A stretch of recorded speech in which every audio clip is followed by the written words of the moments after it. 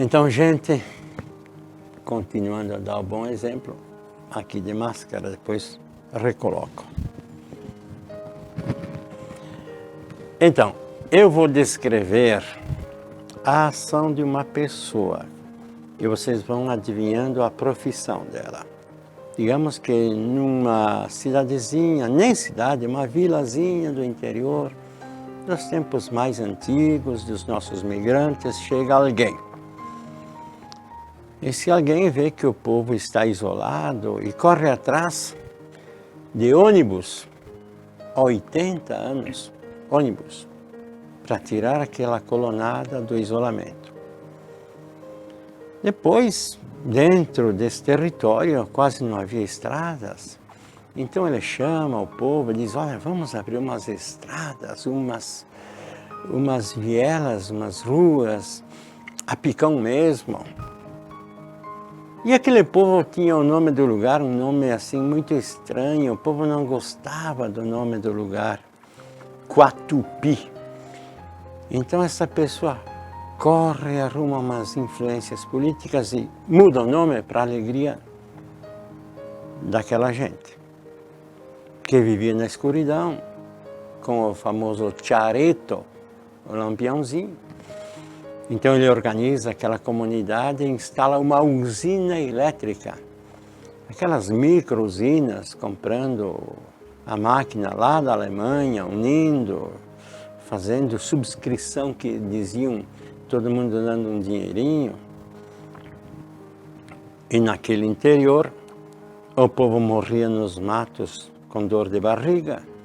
E eles, olha gente, é difícil, mas vamos nos unir e vamos fazer um hospital. E não é que constroem um hospital aberto ainda hoje. O lugar pequenino, essa pessoa inventa, vamos fazer um moinho.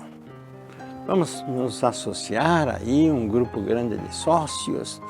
Vamos fazer um moinho, então vocês podem fazer a farinha aqui, não precisa ir para lugares distantes, a cavalo, de calhambeque.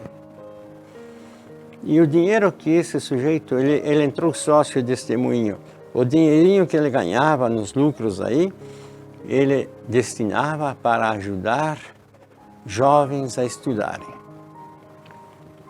Jovens a estudar. Conseguiu essa liderança o primeiro ginásio em distrito no Rio Grande do Sul, com sua influência política. Ginásio não em sede de município, mas em distrito. E logo o segundo grau. Para que aquela garotada pudesse estudar e ter um pouco de autonomia econômica, ele correu atrás de uma fábrica de bolas e se deu um espaço lá para instalar essa fábrica. Aí os jovens trabalhavam de dia e estudavam à noite. Influenciou na agricultura, estimulando novas mudas, especialmente a introdução do soja ou da soja, né? Já ouvi falar o feijão soja, né? Mas normalmente se fala a soja. Bom, e assim, que profissão tinha essa pessoa? Quem foi? Foi um político, um prefeito, um deputado? Que profissão? Quem foi esse sujeito? Sabem quem foi? Foi um santo. Um místico. Uma pessoa que levantava às 4 da manhã para rezar. E ele dizia que o entusiasmo é o segredo do sucesso. O entusiasmo. E o entusiasmo ele buscava na vida espiritual, na oração. Padre Cônego Monsenhor João Benvenu, São Domingos do Sul.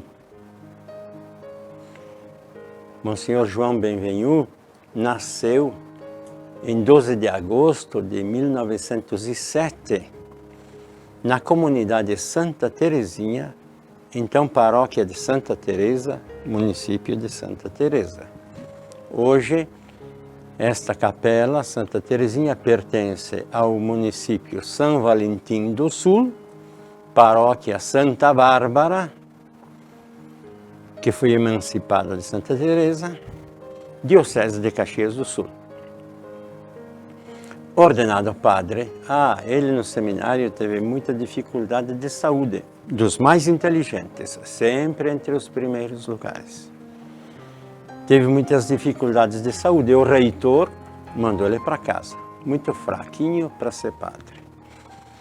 E ele rezou, encontrou um protetor, e conseguiram o arcebispo Dom João Becker que pedisse ao reitor, voltou. E ficou uns meses, foi ordenado em 16 de setembro de 1934, ficou uns meses trabalhando como capelão das Irmãs do Carmo e na Boa Imprensa em Porto Alegre, depois nem um ano em Osório como auxiliar, e ali em 35 ele vai, ou melhor, vem a São Domingos do Sul, que se chamava Quatupi. E ali tem a vida dele, dei uns traços. Da sua espiritualidade se deve falar. O povo dizia assim, é um santo, né? Ele centralizava a sua espiritualidade na Eucaristia. E disse uma vez, se o povo soubesse o que tem dentro de um sacrário, teríamos que colocar grades, porque o povo iria correr para cima do sacrário. Ele sabia o que é o Santíssimo Sacramento. Profundo amor a Nossa Senhora, ao Rosário. Ele construiu, sempre quando digo que ele fez essas coisas todas que ele fez, não é ele fez sozinho. É a força moral e espiritual que congrega, que fortalece a comunidade e ali encontra os recursos. Então ele e sua comunidade construíram um santuário de Nossa Senhora da Paz no alto de um morro aí vizinho da vila. E não é que no dia, para a paz durante a Segunda Guerra Mundial, não é que inauguram no dia em que chegou a notícia que terminou a guerra. Bonito, né? Vivia no confessionário, grande confessor, um pouquinho rigoroso na moral naqueles tempos, mas com aquele afeto paterno de quem queria o bem do seu povo, ótimo conselheiro, com as famosas bênçãos, Eu ouvi muito colono, eu mesmo ouvi, dizendo assim, olha, lá em casa as lagartas estavam comendo a soja. O pai me deu um cavalo, o juvenil, o menino lá de São Jorge, me contou. E me mandou a São Domingos. Fui a São Domingos, o monsenhor disse assim, pega essa água benta e põe ela em 3 cantos da roça.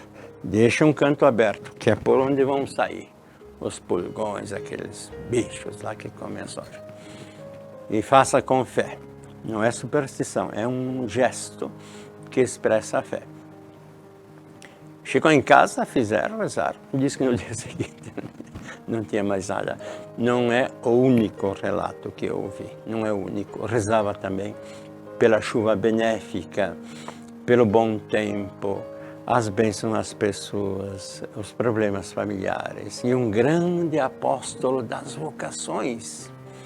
Aquele dinheirinho que eu falei do moinho, que ele dava para jovens poderem estudar, era para os seminários, onde jovens estudavam. Muitos foram padres aí de São Domingos, temos muitas vocações em São Domingos. E muitos não foram ordenados, mas foram líderes e contribuíram para o desenvolvimento nos seus lugares com os estudos que receberam da igreja. A morte dele no dia 3 de janeiro de 1986. Interessante, é uma coisa interessante. Ele ficou um ano ali, antes de ir a São Domingos, depois foi a São Domingos, ele é praticamente padre só de São Domingos. E fica lá 51 anos, 50, 51 anos, e nunca fizeram abaixo-assinado para retirar o padre, nem imaginavam, né? Por sinal, uma coisa importante a dizer, é importante dizer na história, a luta dele para criar o município de São Domingos do Sul, no ano 65. E não conseguiu.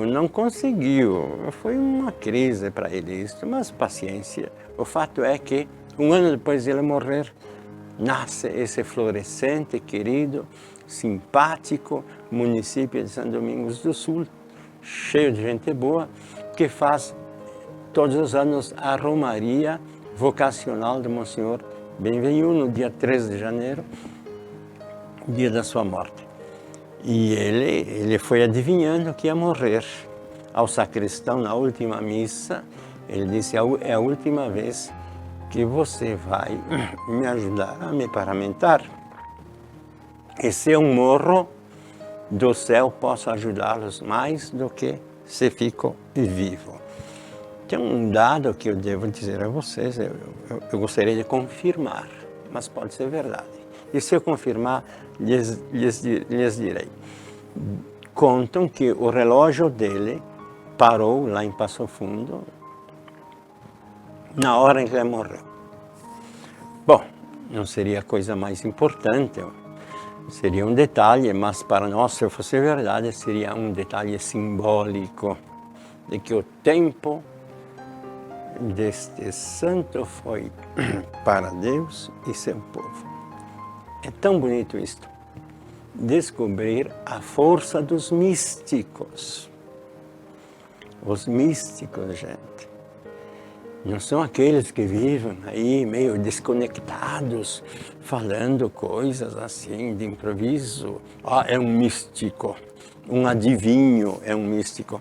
Um místico é alguém que entra na profundidade de Deus e sai forte, mas na força evangélica. Simples, mas uma força que faz acontecer frutos do reino de Deus. Tão bonito isto. Ô Eduarda, avisa a Conecta que o Padre Álvaro já trabalhou na fábrica de Santos, viu? Eu já fui advogado do diabo, um dia posso explicar o que é isto. Fui juiz-presidente também de outro tribunal e fui vice-postulador adjunto em processos de beatificação. Então já joguei contra, a favor e neutro como presidente desses tribunais. E agora estou ajudando, assessorando um grupo em São Domingos que trabalha, está aberto este processo, por isso ele é chamado Servus Dei, servo de Deus. Está aberto esse processo e a igreja, ela quer ser muito transparente. O processo está aberto. Quem acha que ele é santo pode chegar ao nosso tribunal e dizer isso. E quem acha que houve contradições pelas quais a pessoa não deve ser reconhecida como santa, também deve ir dizer. Só que no caso do Monsenhor, esse povo querido que o conheceu, que se beneficiou da ação desse padre, toda voltada para o seu povo e para partindo de Deus.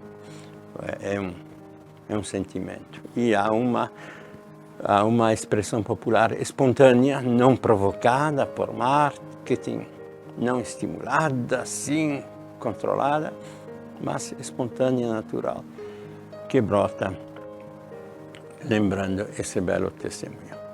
Pois bem, gente,